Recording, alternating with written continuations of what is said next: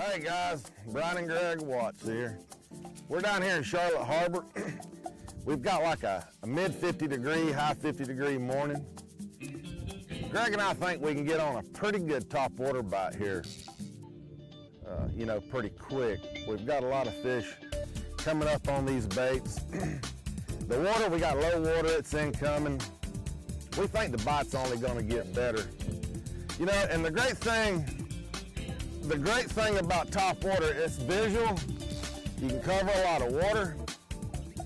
And you know, even though if those fish don't come up and bite the bait, they're gonna show themselves. And what's gonna happen, the water's gonna warm up a little bit, the tide's gonna come in a little bit, and these fish are really gonna get aggressive. And you know, something in the 60 degree mornings, you know, like we got mid 50, 60 degree mornings, you know, sets the stage for a good top water day. And it's something that can go off from daylight to dark. So, you know, stick with us, and we're gonna show you how to work these Lucky Craft baits. We're throwing Sammy's right now, which is the top water, walk the dog style bait. You're probably gonna see once the water gets up, we're gonna go to more of a jerk style bait. It's gonna be like a subsurface. We're gonna be probing little deeper holes and pockets. So we're gonna show you a few things today about Lucky Craft lures.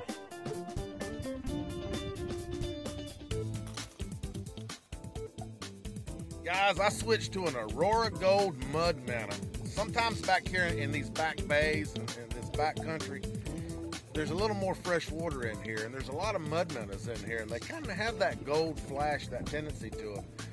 I was throwing the pink and chartreuse sea trout, which is a great bait, but here early this morning, kind of semi-low light conditions, I'm going to throw this bait, try to put off a little more flash, and see if these fish are just gonna, you know, want the gold tendency. So it never hurts to change. Usually we have 4 or 5 baits up here in different colors, and you're going to find that they're going to eat one better than the other. So that's what I'm doing right here. Aurora Gold Mud Minnow. It's a great bait. Besides, redfish love gold, so you can't go wrong there.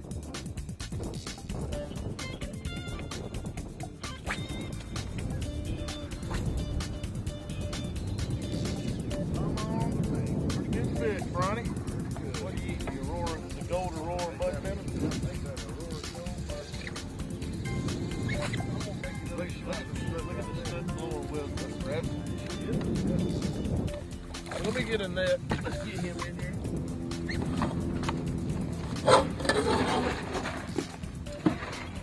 That right there is some of what we're after. Yeah, you like that Aurora Gold for the redfish? Yeah. Got it. Just a nice redfish right there, buddy. Nice Charlotte Harbor red.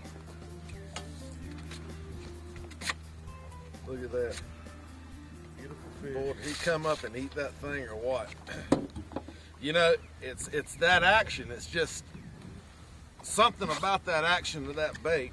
See, I've been working my minnow.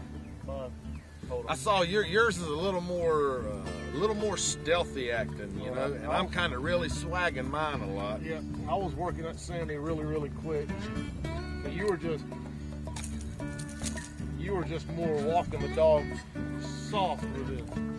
Yeah, but I you know, there's several ways you work these baits. I was working mine with way more of a swag to it. I noticed you were a little more, you were quick, a little more stealthy. I'm really looking for a snook. And those big snook love that thing. Real. There goes your fish.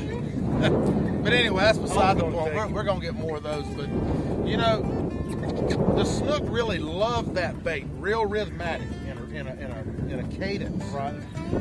The redfish, of course, naturally, I'm doing something different than you are to see if we adjust the bite to figure out what they're actually going to eat. But, you know, right on the side of these potholes, just like we talked about, on the edge of the grass lines. You know, it's not necessarily in the middle of the potholes. It's on these grass edges. The little ambush points. Right, where these fish are going to stage up, and that's what they're doing. They're sitting right on the edge of the grass, waiting for something to come through it.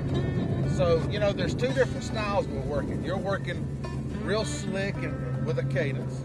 I'm really swagging mine, but I'm still moving it. So, you know, you're getting bites and I'm getting bites. And, you know, maybe we're going to narrow this thing down to exactly what they want. But you're more snook fishing. I'm more, I love redfish, you know what I mean? So, you know, well, you know, and that's we got really the red. the important thing with these Sammys. You can work them many different ways. A lot of topwater baits, there's only one way to actually But that get action out of that it. Aurora gold, man, I tell you, I love the gold. But hey, let me tell you something about these new ISG baits. Beefy split rings and 4X treble hooks. You know, we make a lot of baits that have wire hooks. For salt water, what makes this bait stand out for salt water, we're not buying 4X hooks now and replacing hooks. They come with 4X hooks. Right, and if people didn't know, in saltwater you need 4X treble. Redfish will crush a wire hook. And you get a 15 or 20 pound snook on, a wire hook's history. You know what happens when you get a big snook on these baits? You want to get him in the boat. That's right. That's why we help develop these lures where we've got extra strong hooks, extra strong split rings. So, you know, that just takes a big fish loss out of the picture for anglers. Well, So the consumer doesn't have to change anything. He's got a bait in the package, ready to go, ready to catch whatever the saltwater. let's do it again. I don't want to catch a snook. God.